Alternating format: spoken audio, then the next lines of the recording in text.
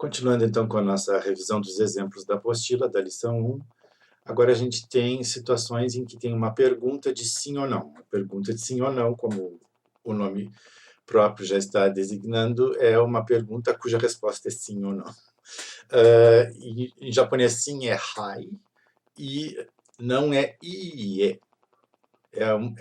A palavra iie tem dois is. Iie. Porque se tiver um i só, ie quer dizer casa. Então, tomem cuidado com a pronúncia, né? Hai, sim, e não é iie.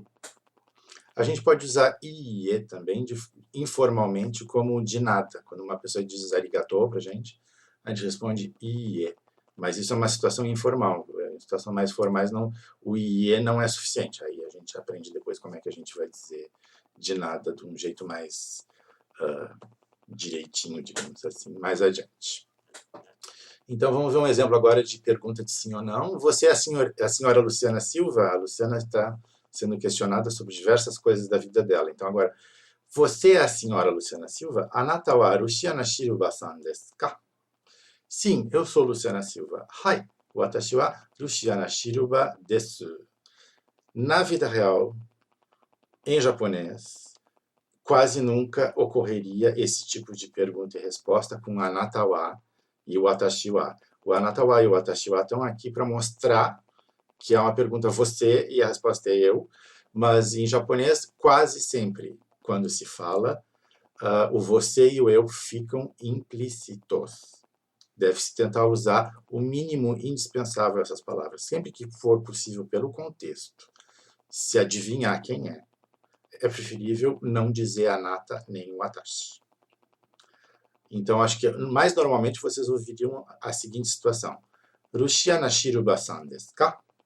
Hai, Luciana Shiruba desu. Prestem atenção também que quando eu falo sobre o nome de uma pessoa, eu boto o san no fim, depois do nome, significando senhor, senhora, senhorita, senhor, senhores, senhoras, né? San. Mas quando eu falo de mim mesmo, no caso aqui a Luciana está falando dela, né? Eu não posso botar san depois do meu nome. Não posso botar san, não posso botar sensei, não posso...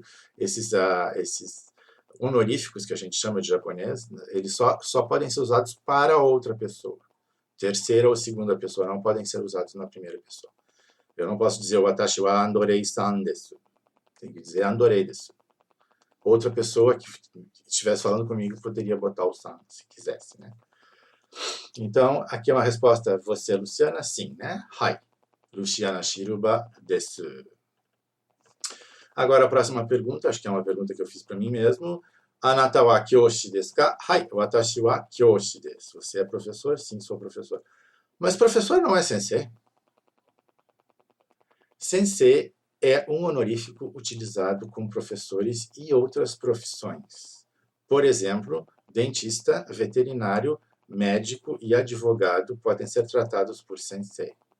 A palavra sensei quer dizer mais ou menos, assim, mais ou menos, quer dizer mestre.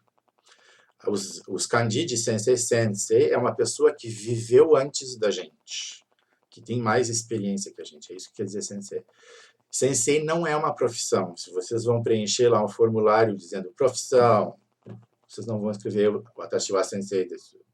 Fica esquisitíssimo. A profissão de professor é kyoshi. Então, essa palavra é muito mais específica. Ela significa pessoa que trabalha ensinando. Sensei é mais uma maneira de se tratar professor. Mas sensei dá para ser usado também com outras profissões. Determinadas profissões dá para usar o sensei. Vamos voltar para a pergunta e resposta, então. Kyoshi desu ka? Hai, kyoshi desu. Você é professor? Sim, sou professor. Né? O anata e o watashi podem cair fora. Né? Agora, na próxima pergunta... Não tá bom isso aqui, né?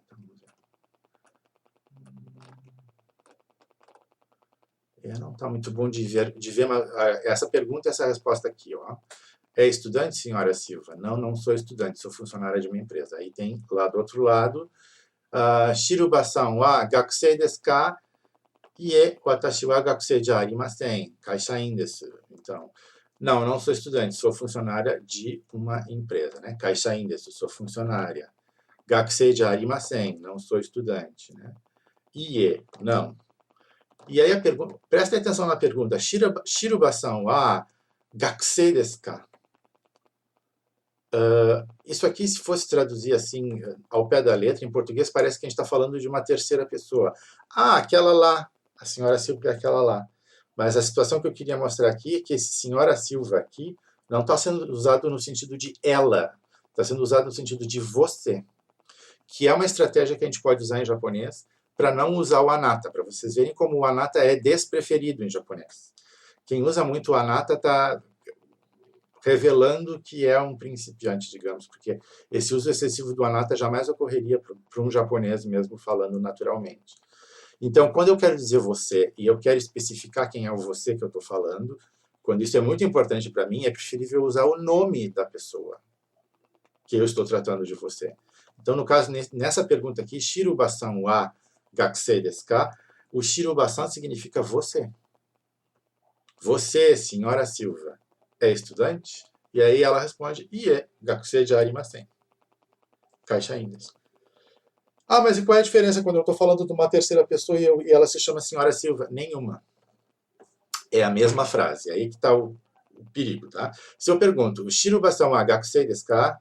Dependendo do contexto, e apenas dependendo do contexto, é que eu vou saber se eu estou falando de ela ou de você.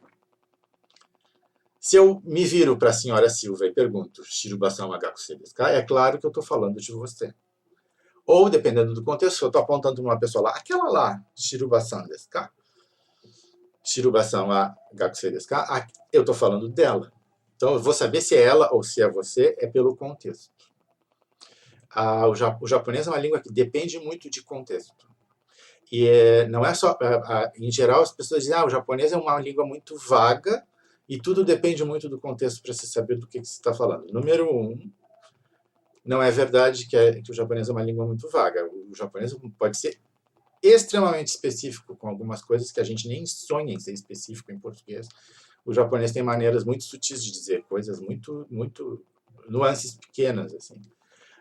O que o japonês faz é, ele joga para o contexto não falado tudo que pode ser depreendido do contexto. Então é uma língua, na verdade, pouco redundante, ela não é vaga. Se você está numa situação com determinadas pessoas fazendo determinadas coisas, tem muitas dessas coisas e pessoas na sua situação que você não precisa especificar para todo mundo saber do que você está falando. Isso acontece com a gente, em geral, em família, né? Quando a gente está em família, tem umas coisas que a gente fala que se alguém está olhando de fora parece louco, porque a gente não está especificando as coisas e todo mundo sabe do que a gente está falando. Bom, o japonês funciona um pouco como se todo mundo pertencesse a uma família que usa muito do contexto para explicar umas coisas umas para as outras. Isso vocês vão ver repetido diversas vezes ao longo do estudo do japonês.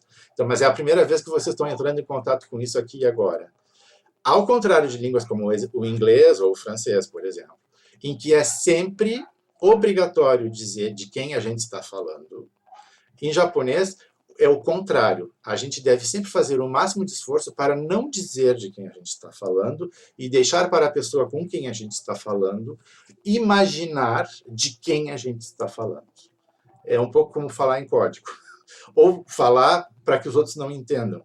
Mas, na verdade, quando a gente está dentro de uma conversa em japonês, o que acontece é que o contexto fica tão forte que a gente meio que depreende intuitivamente de quem é que se está falando. Isso demora um pouquinho, exige uma certa prática, claro, mas melhora com o tempo, digamos assim.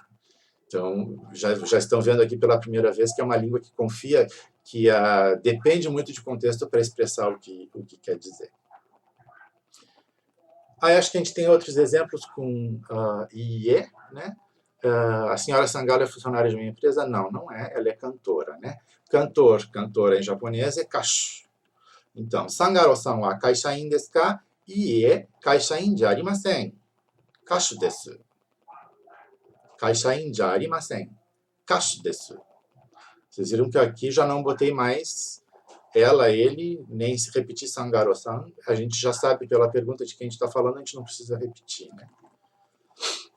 Outro exemplo com não aqui. O Wan é engenheiro? Não, o Wan não é engenheiro, ele é médico, né? Wan-san wa engineer desu ka? Ie, Juan-san wa engineer já arimasen. Isha desu. Isha quer dizer médico, né? Engineer vem do inglês, mas é adaptado para a fonética japonesa. Engineer quer dizer engenheiro. Mais um com não aqui. O Souza é pesquisador? Não, o Souza não é pesquisador, ele é jogador de futebol. Então, pesquisador em japonês é kenkyusha e jogador de futebol é saka senshu. Senshu quer dizer atleta, saka quer dizer futebol, né? Então, saka senshu quer dizer um atleta, jogador de futebol. Vamos ver como é que fica isso em japonês, então. Souza-san wa kenkyusha desu ka? Ie, Souza-san wa kenkyusha já arimasen. Saka senshu desu. Souza-san wa kenkyusha desu ka? Ie, Souza-san wa kenkyusha já arimasen. Saka senshu desu.